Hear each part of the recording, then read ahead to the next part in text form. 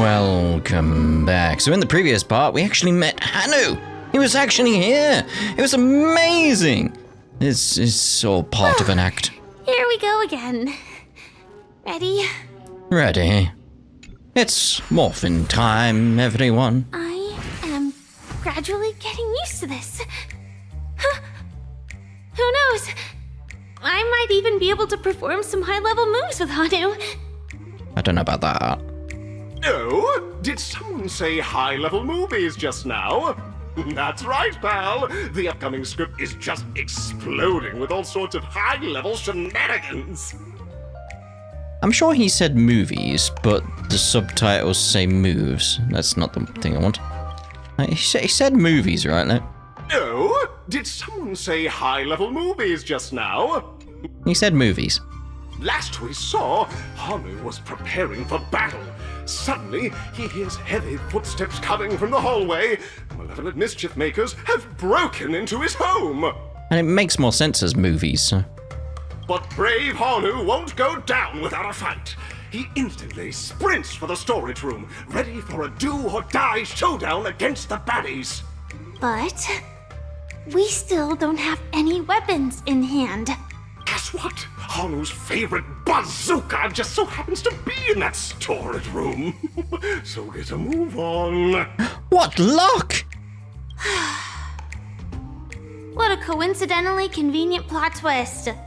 It'd be even more awesome if the organizers allowed me to wear armor. Steady, steady. Let's go pick up the bazooka. The bazooka. How do we get there? Storage room. It's behind the shelves, right? Should be easy enough. Bep, bep, bep, bep. He wasn't lying. There's actually a bazooka here. Lovely. Now we should have a way of dealing with those baddies. This thing feels just like the Soaring Locust too. And we're gonna get that lot over there as well. Obviously, we need to take out the baddies.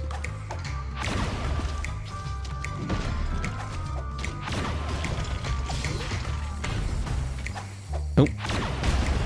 I mean, that's what I was aiming for, but still. Doo-a-loo-boo-doo. Oh. Arr, and such. Careful.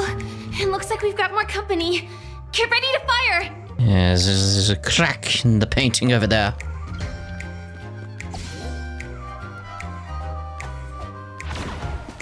Stealth. Haha, yes. What now? Oh, God. I was gonna go pick up the ammo. At least the elevators here. Oh, dear. Here we go again. But no big deal. We're pretty handy with this bazooka now. Too right.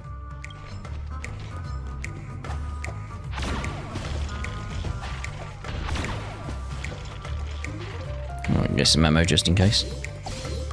Where'd the elevatorium go? How dare you? That guy looking for me there.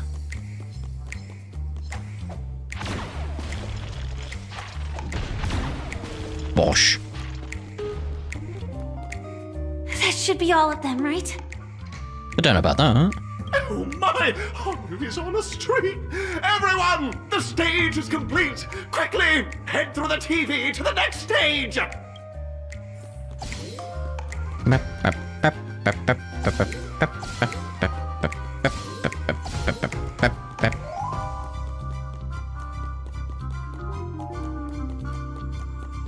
It's so far to walk, isn't it?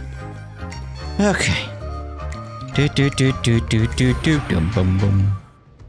Well, that's that. But it is gonna be hard to let go of this bazooka. Control your lust for bazookas. Never mind. Let's hurry over to the next stage. Yeah, I was only joking that. Wait, hold on. All right.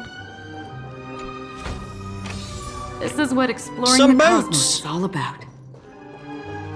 Hello, hello. I'm assuming we don't go in there.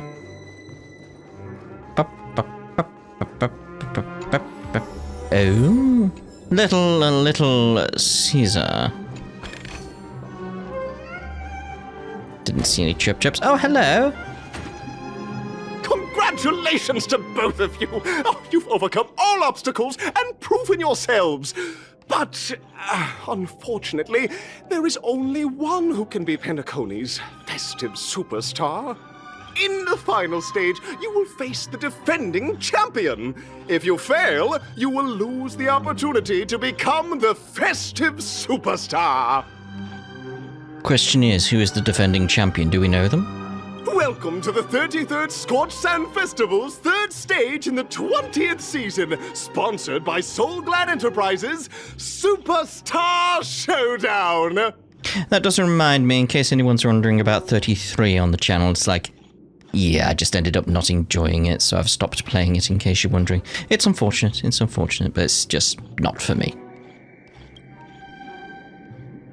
It's weirdly an opportune time to bring it up, wasn't it?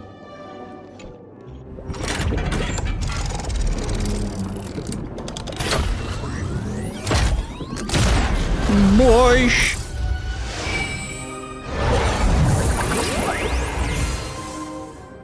That's quite bright. Okay, where are we looking? What do we want? Arena number 2. Arena number 1. What's the difference? We'll go with arena number 2.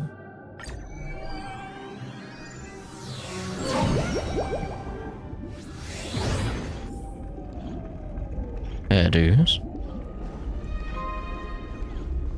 Oh, it's that guy. You know the one. No way. I think I just saw someone. Someone extraordinary. I mean, that's... Alright then. It's not really, like, explained anything. Just saw someone. Extraordinary. Can get around you, that'd be funny. Huh. Can't carry on, obviously, but, you know, just the idea is that... He came from behind. Please wait! My beautiful ladies. Oh my. By the glorious light of beauty! I never thought I would see you again. In such turbulent times, your kind faces are as spring's gentle breeze, bringing solace to my scorched heart. Does he move his lips? Are you a Knight of Beauty? It's just like, Yeah, we go. Hear ye! The rosy glow of the beauty has rendered you speechless. What an honor. Which is funny, because I think, like, if I remember correctly, one of the reasons I stopped doing Honkai Star Rail at the point I did for a little while was because the upcoming stuff didn't have voice lines, and I think this was part of it. But now it does, and that may be the reason his lips aren't moving. Someone correct me on that if I'm wrong, because it's been a year, so...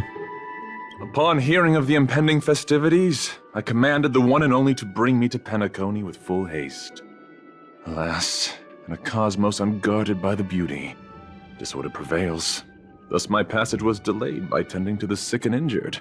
I mean, this is the reason we're not carrying on with Genshin at the moment, by the way. Because if they plan in future to go back and dub some of the scenes that don't have voices and stuff, I want to put that out on the channel, because then it's very much for people who have carried on with the game can then view the scenes now that they're voiced. It's like there is that aspect that I feel a lot of people actually on this channel want to see. That's why I put that poll out being like, what would you like me to do? And it's like, you want me... Like, the general consensus seems to be, like, just hold off and wait until we see whether or not they do dub those scenes that don't have voices. So it's like, yeah, I'll wait for you guys. I'll do that for you. But with Honkai Star Rail, we can carry on for quite a while at this point.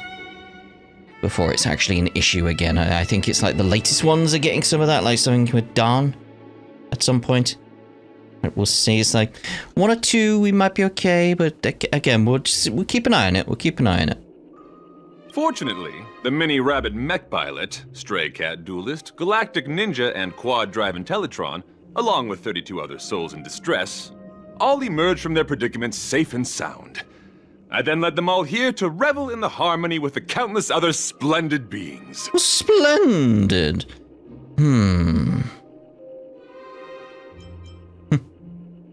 I'm busy saving the world. Could you please make way? Saving the world? What a righteous act of beauty! If that's the case... No, that won't do. The rules of the contest are sacred and inviolable, just like the beauty. What would be the noblest choice? I'm begging you. All I speak is the truth.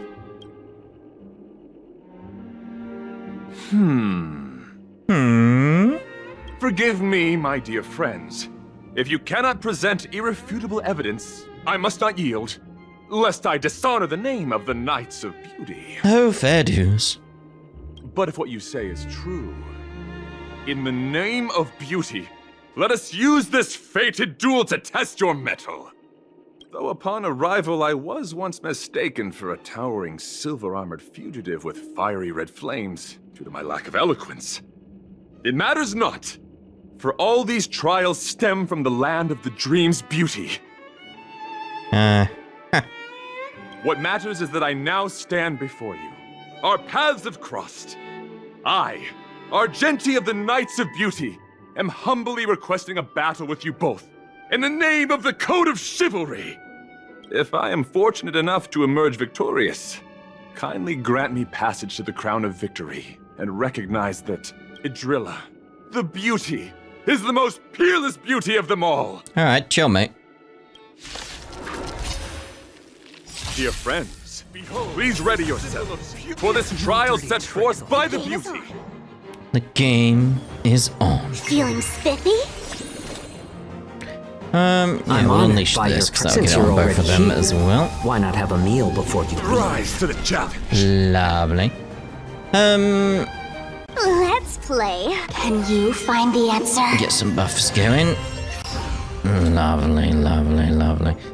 So, let's go for Blast. Destined for oblivion. Thank you. I weep for the departed. Alright, so this should take him down fully. Yeah, there we go, to 0. So that's one health ball gone. Bosh!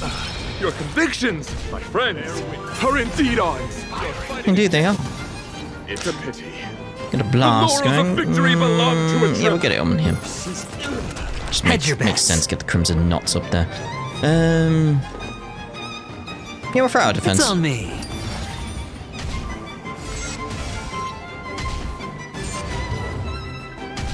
Pledge thine loyalty. Put forth all your might. All in. The dice have been cast. Bust. I'll be careful, because I might be able to Or get maybe I'll take it off. The flesh wound. Let's play for a while. stuff very quickly here, if we're lucky. Free will, or was it fate? We'll go with the blast. And then we'll unleash. Still waters of oblivion. That's enough. I have come to grasp the sincerity of your cause. I yield. I haven't even started, mate. Beautiful! Truly a captivating contest. It is through you that I realized to uphold the honor of Idrilla, I must further hone my skills. What a beautiful lesson indeed! Go forth, my dear friend. Beautiful miss. The audition's crown is yours to claim. I shall remain here, gazing from afar as you bask in the limelight, joining the audience in offering you the most heartfelt cheers and applause. We don't have much time. May fate allow us to meet again, Knight of Beauty. Alright, calm down. In that case, let's make our way to the end.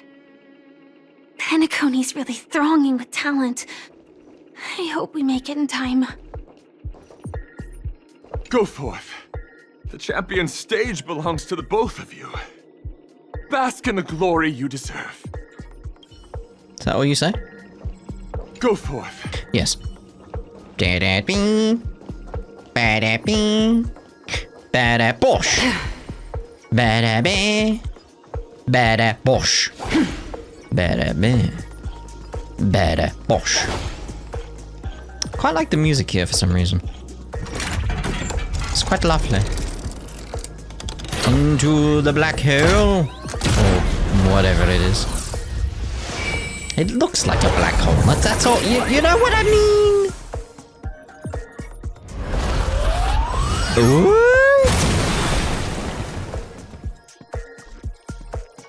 Oh. Chep, chep. Yes, indeed. Chep. Chep, chep, chep, chep, chep, chep. Chep, chep, chep. Chep. Congratulations to the Galactic Baseballer and Firefly on becoming this Scorched Sand Festival's champions! Thank you very much. We look forward to their amazing entrance in the Charmony Festival! Let's give a round of applause to our aspiring young guests! Well, it's definitely feeling like Bosco, and like Bosco's got like that perfect sort of announcer type voice. Like he does streams where it's like he does like WWE. Why is he investigating here? WWE sort of like commentary and stuff like that. It's like, yeah, he's very good at it. He's very good at it. For some reason, you're afraid they will surround you and begin wildly telling you, "Congratulations." Oh. That looks like a Stellaron to me. Congratulations to the both of you on becoming the festive superstars of this year's Charmony Festival before entering the Grand Theater. I, on behalf of the organizers, extend my sincere congratulations to you, wishing you joy under their radiance.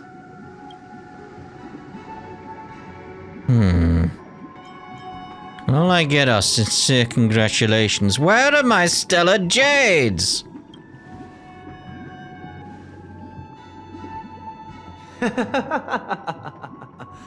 Your endeavors are worthy of extra recognition, and I've taken steps to ensure that. However, this reward is not a material one, but rather the opportunity for an open and honest communication between us. Good, because we've got some explaining to do. Because, how did you get here? What's going on?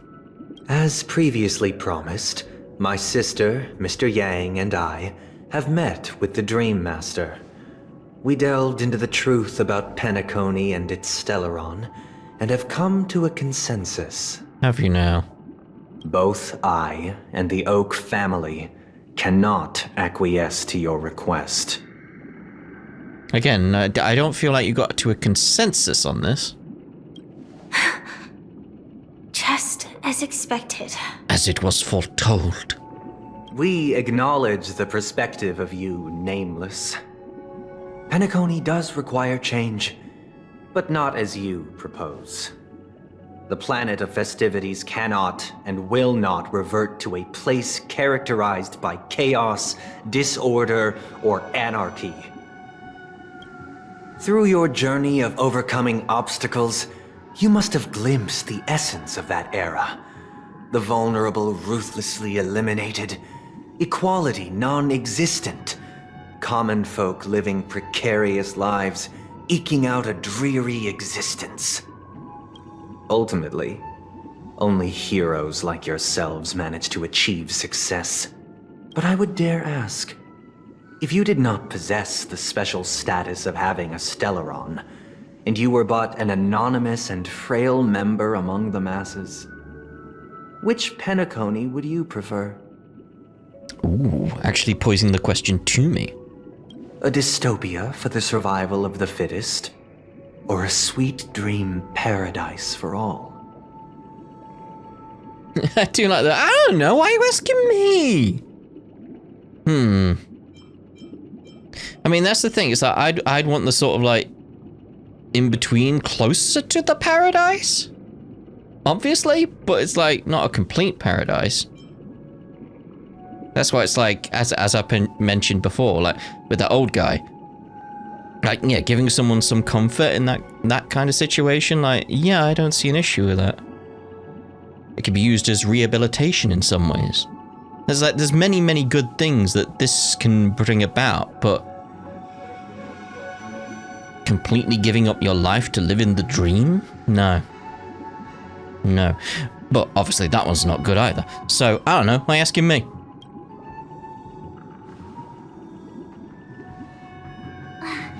That's not the point! Don't let him mislead you! I didn't, that's why I said, why are you asking me? Mr. Sunday, even if the members of the Oak family can't fully agree on what to do about the Stellaron, now's not exactly the time to be holding an extensive discourse about Penacony's past and future, is it? The Stellaron issue concerns the life and death of everyone on Penacony. If anyone has a better suggestion, the crew is more than willing to listen. Also, it'd be best to tell us the ins and outs of that meeting. This way, we'll at least know what Welt and Ms. Robin are dealing with, and the reason why they failed to make our appointment. Ah, Navigator. That is precisely my intention. With all present, let's begin by discussing the details of that meeting. Let's talk about our tribulations and choices, our ideals and beliefs, and our final course of action. The only path to take. Yeah, so I'm assuming we see the meeting with, yeah, a while ago. You mean to say that for the longest time, there have been scoundrels who would use the Charmony Festival that I have bequeathed to the masses as a tool to realize their ambition? Indeed, Dream Master. Once the Charmony Festival begins, the Stellaron's powers, along with the song, will be broadcast across the entire planet of Penacony. And then everyone in their dreams will be unable to awaken. This is indeed surprising to me. The dreamscape is maintained by the collective effort of the 5 families. If someone were to use the Charmony Festival to recklessly disseminate the power of the Stellaron, this individual must hold a position of great authority. Do you have any suspects? I'd like to ask, did you really not know of the Stellaron's existence?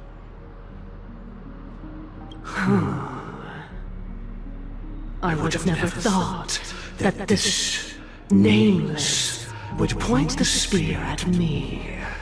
Quite astonishing indeed. I'm still getting Hersher of dominance vibes. If I have offended, the Astral Express extends its sincere apologies. But the current circumstances are dire and leave no room for meticulous inquiry. We're doing this out of concern for the Dreamscape's safety. So, if you could, please alleviate our concerns. Dream Master, it's just to prove that the Charmony Festival has nothing to do with the Stellaron. If we're being overly cautious, I will return to the stage to offer tribute in song, just per the arrangement.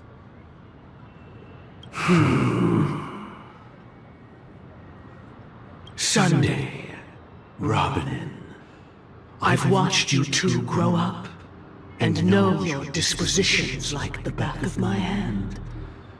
Both of you, right now, can surely be lauded as their most devout advocates. I already know your resolve. The magnitude of this matter is enormous and cannot be taken lightly. Since Mr. Yang has asked with such earnestness, I will personally respond in kind. If there is a need, the entire Oak family will be mobilized to heed your call. Vale, Mother Yashin Knight.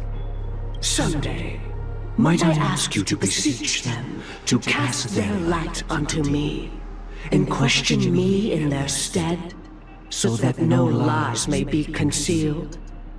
I will do as you command. Robin, could I entrust you to be present as a witness, to document the truth, and to proclaim my innocence, so that all slander may be utterly dispelled? I will do as you command. May thy will be carried out on earth, just as it is in the heavens. Oh, triple-faced soul, please sear his tongue and palms with a hot iron, so that he will not be able to fabricate lies and make false vows. Ow. Let us begin. There is nothing else to prepare. Hello. Understood. Question. Have you devoted your life to your god, never worshipping other gods? Naturally.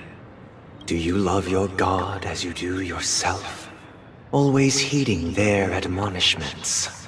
Naturally. Have you strayed from the path expected by your god, betraying their name? Never. Have you ever been inordinate with your asks of your god, coveting more than the foundation of the creation itself? Never. Then, a final question. Assuming that God is infinite, and that the universe is also infinite, would you like a toasted tea cake? Do you swear to fulfill all vows, past, present, and future? Interesting. With the Eon as my witness, if I do not deliver on my words, or if I renege on my vows, may I be cursed in accordance with divine law. They have seen your faith, and have endorsed your faith. With this, it can be evidenced... Just a moment. 'Tis but a moment. What is it, Mr. Yang? I have another question I hope to have answered. To my understanding, the family's harmony and prosperity have never relied on so-called divine laws. The god you both mentioned, are they truly Shipe? Mr. Yang should know that those belonging to the family toil together as if they were kin, embracing solidarity and unity under their light. All duplicity is laid bare before the harmony. Such a delicate and complex symphony. Which other god could perfectly harmonize this if not for the Great One? Shipe. I mean, I think it's a fair question from him at the moment, though. It's like, are you talking about the same god? Is what I'm thinking. Perfectly harmonize. Therein lies the problem. It isn't an outsider lurking in the shadows who changed the harmony, but a dissonance that has surreptitiously emerged from within this very symphony itself. In the distant past, there existed an Eon. With one flick of the wrist, they crafted the laws of the cosmos. Their followers formed the Beyond the Sky Choir, spreading solemn and reverent hymns throughout the universe. Later, they fell. The route traversed by this Eon clashed with the harmony, ultimately being absorbed and fused into it.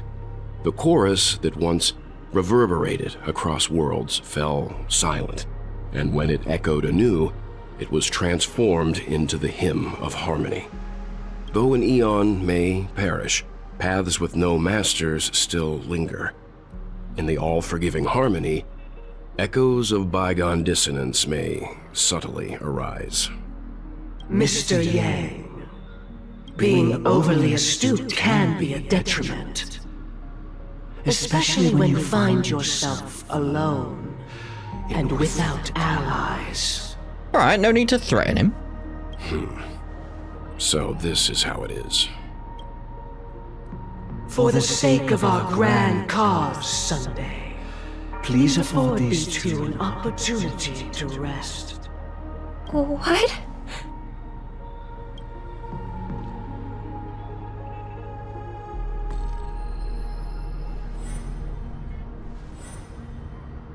Sorry, Robin. It's just you. I did not wish for you to know this. It's a pity that things have turned out this way. So, this is the true reason I can't sing? The shadow that envelops Penacony is actually... We were never children of the harmony. Our ideal paradise could not have been crafted by Xipe. True bliss can only be guaranteed by the one who transcends the many. Within the foundation of law, humanity establishes civilization, and through harmony, we obtain order. Yeah, there we go.